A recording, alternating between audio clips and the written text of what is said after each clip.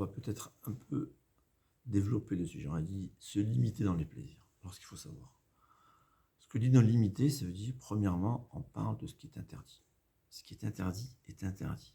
En etsa en tevuna neged Hashem. Personne au monde n'a réussi à gagner Akadosh Baruch Hu. C'est impossible. On ne peut pas être plus fort que Dieu. C'est pas possible. Il faut réfléchir. Assour, c'est assour. Dans ce qui est permis dans les limites, alors c'est la parashat Kedoshim, peut-être on en a déjà parlé, mais on répète, c'est pas grave. Soyez saints, c'est quoi soyez saints? Il y a ceux qui s'imaginent que le but de ce monde, c'est les plaisirs de ce monde. Ça non. Le but de ce monde, c'est les plaisirs d'Akadosh Baruch Hu. Akadosh Baruch Hu, il nous dit, je t'ai donné la possibilité de kiffer dans ce monde l'étude de la Torah. Pourquoi tu n'investis pas dans ça? Je te donne la possibilité de kiffer, d'avoir un plaisir de la proximité d'Akadosh Baruch Hu. L'homme, il s'imagine que la recherche, sa vie, il est là pour les plaisirs de ce monde. Il est toujours à la recherche, à cultiver son besoin de plaisir. Ça, c'est totalement un sourd. C'est contraire à Ve'ahavta et Hashem Elokecha. On ne peut pas vraiment, comme dit le Sameach, c'est des choses que Hashem va juger. C'est lui qui sait combien l'homme, on peut exiger de l'homme. Par contre, ce qui est le besoin de l'homme, parce que tout homme a besoin, on est créé, l'homme est composé d'un corps et d'une neshama. La neshama, elle a ses besoins, et le corps a ses besoins. Chacun selon son corps. Tout ce qui sont mes besoins. Et comme dit Rav Lor, je n'ai pas besoin d'être avec un chronomètre. Tout ce qui sont mes besoins, c'est un besoin. Dès que c'est un besoin, c'est une mitzvah. Gomel nafsho ish chased. C'est le Ravad qui me le dit. Ben David, le Ravad dans son livre Sha'ar Kedusha, il nous dit, tout ce qui est ton besoin, c'est une mitzvah. Tu fais du chesed avec toi-même. Ouais. Dans la Torah, il faut savoir, karov kodem.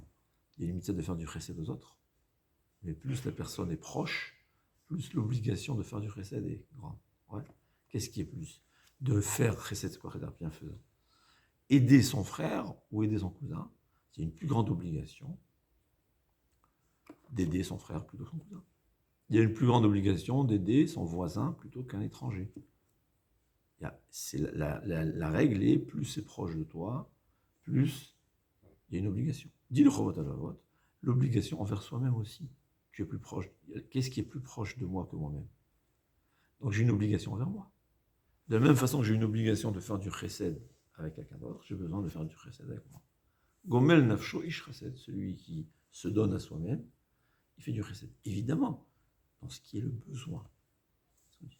J'ai besoin d'aller en vacances, je fais la mitzvah de Gomel nafsho ish chesed. J'ai besoin d'être avec ma femme, c'est Gomel nafsho ish chesed, c'est ce que le Rav a dit. Je ne vais pas être tout le temps à la recherche de ça. Selon ses besoins, chacun a ses besoins. J'ai besoin de manger, ce que j'ai besoin, ça s'appelle Gomel nafsho ish chesed. Mais pas être à la recherche. C'est pour ça qu'on a dit, c'est ça que je veux dire, limité. On est là, comme il dit le Chinour, on est là, oui, pour le plaisir d'Hachem. Quelle recherche, quel plaisir on doit rechercher? On est toujours, tous, on est à la recherche, comme dit Rav Saint, même le tzaddik, il est à la recherche du plaisir. Mais quel? Le plaisir de la proximité d'Hachem. Dit le Chinour, notre obligation, c'est d'aimer Hachem. C'est quoi aimer Hachem? C'est d'avoir un plaisir de la proximité d'Hachem. Au fait, j'ai une obligation d'apprendre à avoir du plaisir dans l'étude de la Torah, à avoir du plaisir dans la tfila, à avoir du plaisir dans le Shabbat. Et c'est faisable. Alors ça n'arrive pas en un jour, mais c'est du travail, et il faut savoir que c'est ça le but. Et c'est possible, et c'est la vérité. Parce que, c'est-à-dire, il y a le corps qui a des plaisirs du monde, des plaisirs matériels, mais on a aussi une neshama. Notre neshama, c'est le seul plaisir qu'elle a. C'est quoi? Toi. Le plaisir spirituel. Ça peut être l'étude de la Torah, ça peut être la mise des téphilines. Rav Wolbe ramène la description de Rambam, quand quelqu'un y pose des téphilines, il est en extase. Parce que quand tu mets les téphilines, au fait, comme j'appelle ça, je pense que c'est le meilleur dessin, c'est un câlin avec Akadosh Baruch Hu. C'est quoi les téphilines? On dit Hachem, je t'aime. Tu es notre Dieu. Et Hachem, en échange, il y a des téphilines. Qu'est-ce qu'il fait dans cette téphilines? Qu'est-ce qu'il s'est écrit? Mikar Mecha Israël. Qui est contre ton peuple juif. C'est-à-dire, en fait, les téfilines, on attache à Kadosh Baruch Hu à notre cœur et à notre tête. Et Kadosh Baruch Hu, lui aussi, il nous attache à sa tête et à son cœur. C'est un câlin. C'est un câlin avec le cœur. Et on s'embrasse avec Kadosh Baruch Hu. C'est ça, les téfilines. Normalement, ça aurait été un plaisir intense. Ouais. Quand quelqu'un, il aime son fils, et il fait un câlin, il a un plaisir. C'est un plaisir. La même chose avec les téfilines. Et c'est évident que ça arrive comme ça. Des fois, Hachem, il nous fait une lumière, et on voit, il y avait une fois une histoire très intéressante. Il y avait Rav Yaakov Hades, un grand tzaddik en Eretz Israël. C'est quelqu'un que vraiment j'apprécie. Pourquoi? Parce que non seulement il est tzaddik, mais il connaît toute la Torah par cœur. C'est-à-dire, tzaddik ou pas, il y a seulement Dieu qui sait. Mais quelqu'un qui connaît la Torah, ça, on ne peut pas s'amuser. Il faut l'étudier jour et nuit, et il faut être saint pour ne pas l'oublier. Parce qu'on peut tout étudier, mais on l'oublie si on n'est pas saint. Donc pour moi, c'est un véritable tzaddik, parce que c'est vraiment quelqu'un que tu lui demandes n'importe où. Il s'y connaît, c'est pas seulement, il connaît la Gemara avec Rashi et Tosfot, il connaît les Acharonim, les Rishonim, c'est incroyable. Il est un peu spécial, c'est quelqu'un vraiment spécial, c'est un vrai, bon, très spécial, mais c'est quelqu'un que c'est sûr que c'est un tzaddik parce qu'il connaît tout. On ne peut pas ne pas être tzaddik si on ne connaît pas tout. On peut pas, c'est pas possible de tout connaître si on n'est pas tzaddik. Une fois, il était à Hebron. Hebron, c'est bien le Arta Marpella. Il y a des soldats qui disent, voilà, Rav, notre officier, notre commandant, il n'avait jamais mis les téfilines dans sa vie. Il dit, amenez-le-moi. Il s'en va, il vient chez lui, il lui dit, écoute, je te propose, mais une seule fois les téfilines. Et pense au moment où tu mets les téfilines, que tu t'attaches à Hachem. Et Hachem, en échange, il s'attache à toi. En fait, tu montres ton amour envers Hachem et Hachem. Mais pense à ça. Si tu ressens quelque chose, eh ben, tu peux en continuer. Sinon, si tu dis rien, ben, tu n'es pas obligé. C'est quelqu'un qui n'a jamais mis, il faut comprendre ce que c'est en Israël, quelqu'un qui n'a jamais mis les téfilines. C'est-à-dire, il n'a même pas fait la bar mitzvah. Ouais. Il met les téfilines et il ressent. Hachem, il fait. Et c'est ça. C'est ça. C'est-à-dire, en fait, c'est un plaisir spirituel. La Torah, c'est la mitzvah la plus puissante qui peut donner le plus grand des plaisirs, comme dit le Roi Chaim HaKadosh. Ouais. Mais c'est pour ça que c'est donné à tout le monde, en fait, la Torah. Mais, parce que c'est la bombe atomique, la Torah. Mais même les mitzvot, normalement, un homme, il est en plaisir quand tu fais une mitzvah. Quand quelqu'un, il fait une tefila bekavana, des fois, Hachem, il nous fait une lumière, il fait une tefila bekavana. C'est les grands tzadikim, ils sont tellement en extase qu'ils sont en danger de mort. Il fallait les réveiller et les arrêter parce qu'ils étaient, on appelle ça méditation peut-être, je sais pas. Ils sont liés à Kadosh Baruch Hu. C'est un plaisir. C'est-à-dire, l'homme a été créé pour le plaisir. À lui de choisir.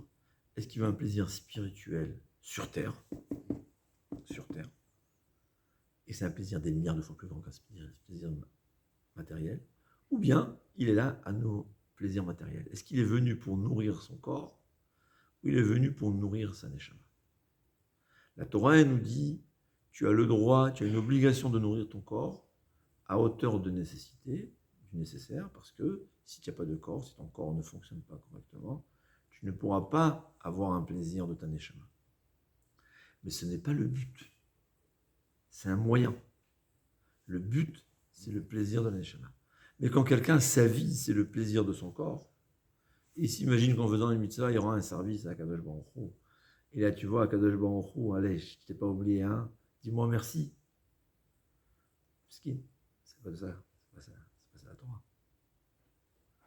C'est ça le sens, c'est ça la règle des choses. La Torah nous dit, ce que tu as besoin, fais-le avec joie. Tu fais une mitzvah. Gomel nafsho ish chased. C'est il est la zaken. Il est la zaken. C'est quoi il est la zaken? C'est pas Jim, mais c'est quoi il est la zaken? C'est le dirigeant du peuple juif. Quand il allait se laver, Gomel nafsho ish chased. Je vais me faire du chesed à moi-même. Hein? Je me rends un service. J'entretiens mon corps, que je puisse être équilibré, sain, un corps sain. Et là, c'est une mitzvah. Mais pas pour but. La raison de vivre, j'ai entendu beaucoup de Rav. C'est Rav Volbe, c'est C'est un peu long, mais c'est pas grave. Rav Wolbe, il dit, c'est ce qu'on disait, on donnait à Kippour. À Kippour, on donne, on fait le Saïr Lazar, le bouc émissaire. Il dit, c'est quoi le bouc émissaire? Il ramène au Rekanati. On donne au Yetzerara sa part. C'est la Kabbalah que ça veut dire. Alors j'ai entendu de Rav Leuchter. Au fait, on a tous un Yetzerara. Notre Yetzerara, on va le nourrir, tant que c'est permis, évidemment. Je suis pas dans les limites de la halakha, évidemment. Évidemment. On va le nourrir, notre Yetzerara. Mais on va lui donner Chitzoniut, ce qui est extérieur. On ne va pas investir notre cœur dans ça. Notre cœur, notre raison de vivre, c'est la Torah et les mitzvot. Chacun, il a sa nature. Il y a quelqu'un, il aime. Moi, j'ai quelqu'un de ma famille, il aime les beaux, il est bien habillé, il aime son portable avec une coque, tu vois, une montre.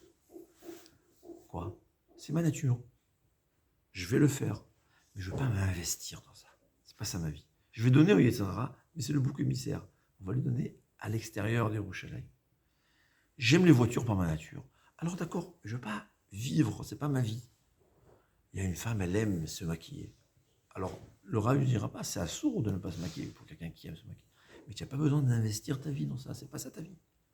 La vie, c'est quelque chose d'autre. Chacun, il a son Yetzirah. Et chacun, il a une mitzvah de nourrir son Yetzirah. Mais tu le nourris comme le bouc émissaire, en dehors. C'est pas l'essentiel, c'est pas mon cœur. Je ne vais pas m'investir corps et âme à ça. Corps et âme, c'est pour la Torah et les mitzvot. Le Yetzirah, je vais lui donner ce qu'il a besoin. Mais c'est pas sa vie. C'est ça la règle c'est ça le Saïr la Hazazeli.